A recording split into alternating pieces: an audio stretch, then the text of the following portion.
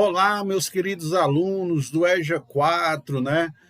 Eu sou o professor Regis, professor de História. Estou aqui com vocês para a gente bater um papo, ajudar você a resolver as atividades e entender um pouquinho do assunto, tá certo?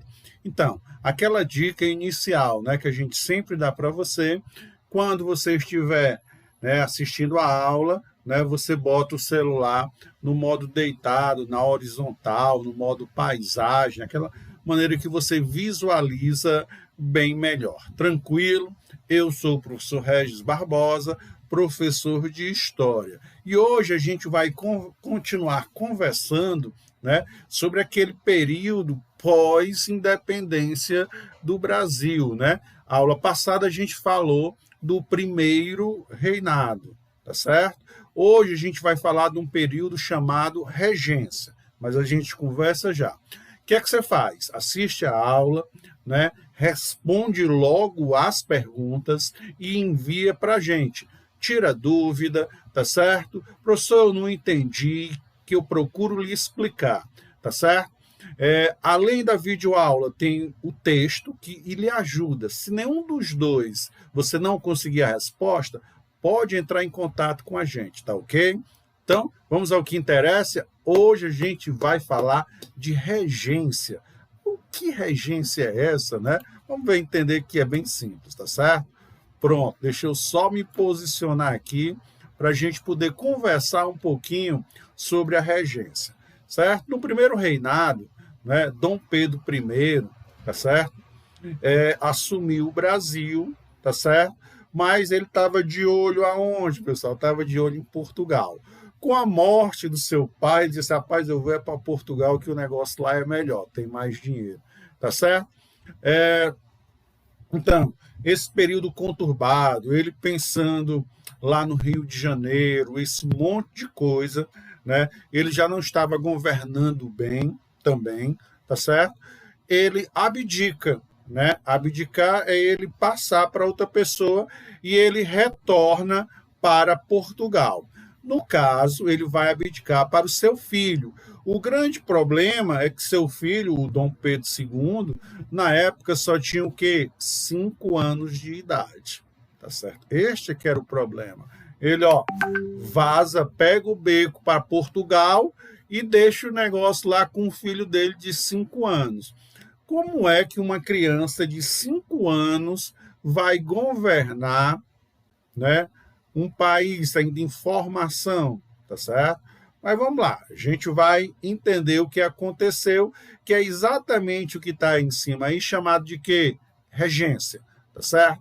Bom, a Constituição, ela previa que até quando ele completasse 18 anos, que fosse a sua maioridade, o país seria governado por regentes, né, por um grupo de pessoas, que é exatamente chamado o quê? Regência, tá certo? Que teria uma assembleia, né, e seria escolhido essas pessoas que iriam comandar o Brasil até Dom Pedro, no caso segundo, né, ter a maioridade, tá certo?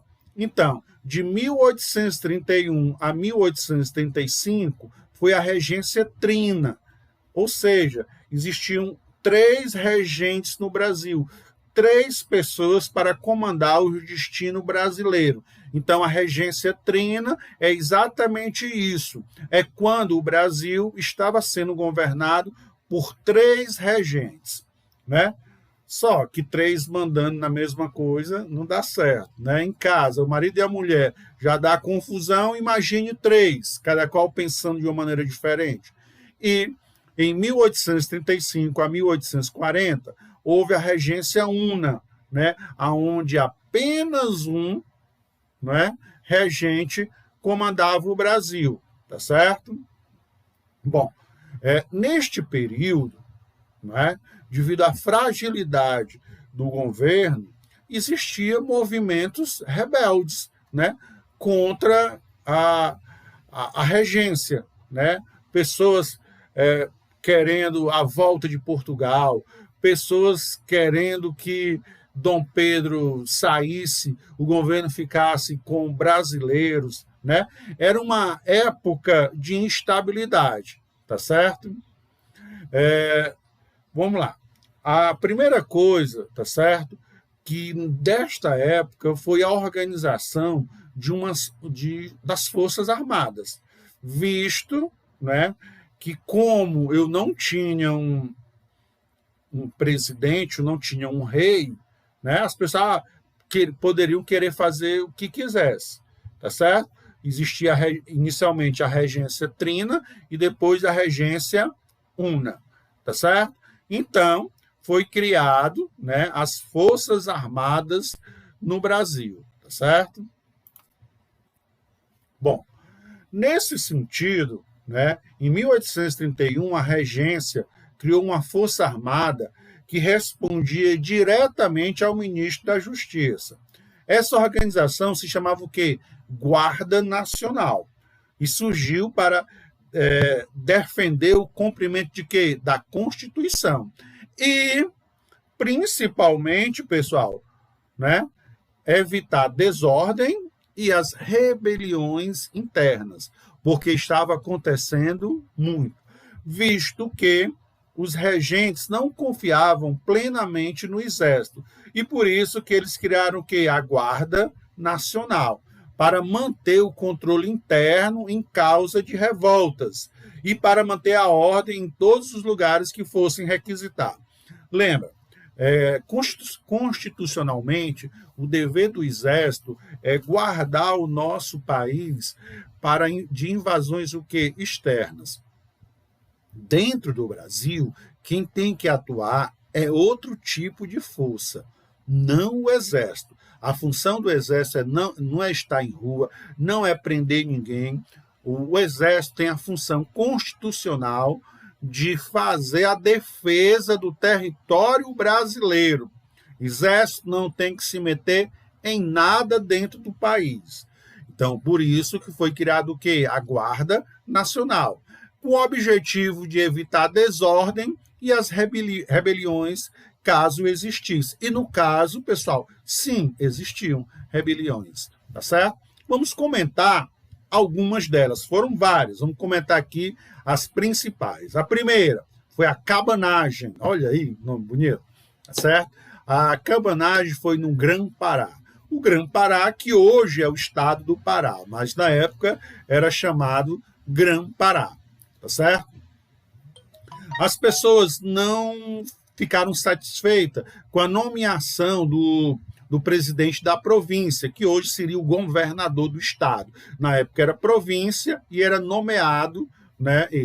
Então, existiu esse movimento que não estavam satisfeitos com o andamento, né, das medidas tomadas pela regência, né? Então, de 1835 a 40, houve um movimento lá no Pará, na região norte, chamado de quê? Cabanagem.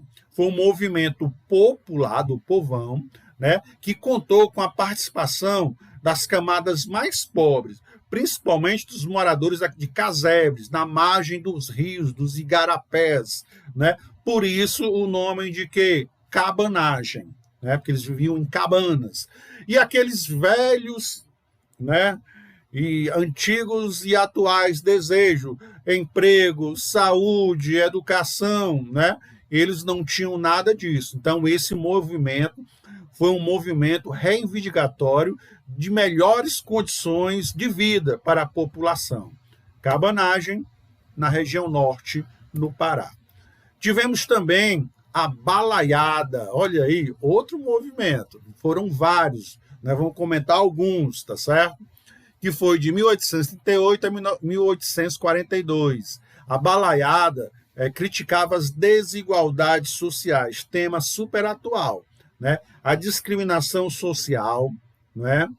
Durante os confrontos, invadiram fazenda e foram libertados várias pessoas que eram mantidas em cativeiros, tá certo? A balaiada foi assim denominada, pois os seus líderes eram escravizados, fugidos, eram escravos que tinham fugido, e que fabricavam balaios. Para quem não sabe, balaios são cestos, tá certo? O movimento foi desenvolvido na província do Maranhão e reuniu lavradores, vaqueiros, tropeiros, artesãos, trabalhadores livres, né? Além do mais de 3.000 escravizados. Como sempre, esses movimentos eles reivindicam, né, uma igualdade, o fim da discriminação, essas desigualdades sociais que vêm desde o início acompanham, infelizmente, o nosso país. Eles protestavam contra as forças locais, que recrutavam para o exército membros das camadas mais pobres da população compulsoriamente, ou seja, de forma obrigatória e imposta. Você vai trabalhar aqui no exército e pronto. A pessoa não tinha nem direito de escolher, tá certo? E só escolhiam os mais pobres, né? Tivemos também a revolta dos malês, tá certo? Foi um movimento liderado por escravizados, né? Escravizados, sempre que a gente utiliza esse termo, eram os escravos, tá certo? De diferentes etnias, né? Seguidores do islamismo, por isso que eram chamados de malês, cujo objetivo era dominar a população branca e decretar uma monarquia islâmica na Bahia. Então, foi um movimento que aconteceu na Bahia, aonde esses negros, né, da religião islâmica queriam se tornar independentes e criar sua própria nação, né? Lógico que todos esses movimentos foram combatidos ferozmente pelo poder da regência. Por último, nós temos a Sabinada, que também aconteceu na Bahia. Foi uma revolta cujo nome deriva do seu próprio líder, Sabino Barroso.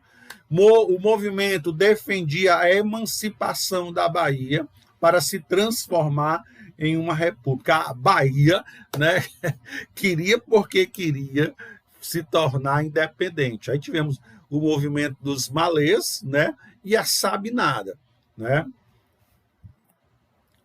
Bom, e os anos foram passando e a confusão se instalando no país, né?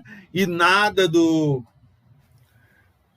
imperador, né, fazer seus 18 anos, aí é onde aparece o famoso golpe da maioridade. O que é este golpe da maioridade? As revoltas na província, né, foram interpretadas por certos grupos como um sinal, pessoal. Sinal que era preciso antecipar a maioridade do príncipe. Pedro, né, o Pedro de Alcântara, né, e coroá-lo, o Pedro de Alcântara, que é veio se tornar o Dom Pedro II, né, mesmo antes de completar 18 anos. Então, com 18 anos, rapaz, esse negócio não dá, não.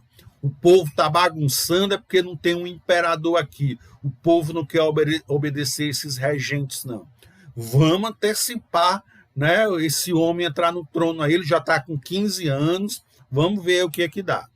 Bom, o debate sobre essa questão começou na Assembleia Geral, mas logo foi para as ruas. Em diversas ocasiões, a imprensa e setores da população manifestaram o apoio, não é, a essa antecipação da maioridade, né, de Pedro de Alcântara, né, que seria o Dom Pedro II. O próprio príncipe, né, o Pedro de Alcântara, ele era a favor, né, de antecipar a sua maioridade. Ele era simpático, sim, a essa ideia, né? Depois de muita conversa, vai e volta, aquela coisa toda, em 1840, né, uma Assembleia Geral decretou Pedro Alcântara, aos 14 anos de idade, e há uma controvérsia, uns dizem que é 15, outros dizem que é 14, né?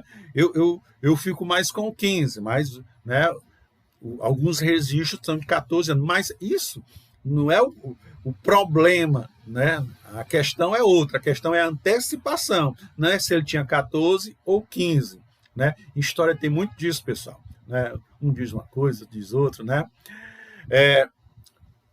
Já era maior de idade, e desta maneira foi proclamado, né, imperador do Brasil com o título de Dom Pedro II.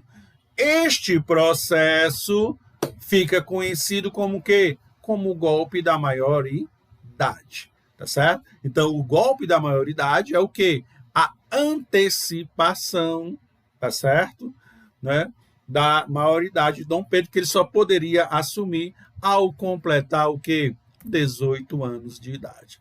Queridos, qualquer dúvida, você repete o vídeo, dá uma lida em um texto, entre em contato com a gente, faz as atividades, né, ó, bate a foto e envia lá para a gente, tá ok? Então, até a próxima semana, que a gente vai falar agora do segundo reinado. Primeiro reinado foi quem? Dom Pedro I. Regência, um bocado de cabra que estava no governo, enquanto Dom Pedro II era menor de idade. Anteciparam a sua maioridade. Essa antecipação se chama o quê? O golpe da maioridade. E o segundo reinado, que é próxima aula, Dom Pedro II. Queridos, até a próxima semana.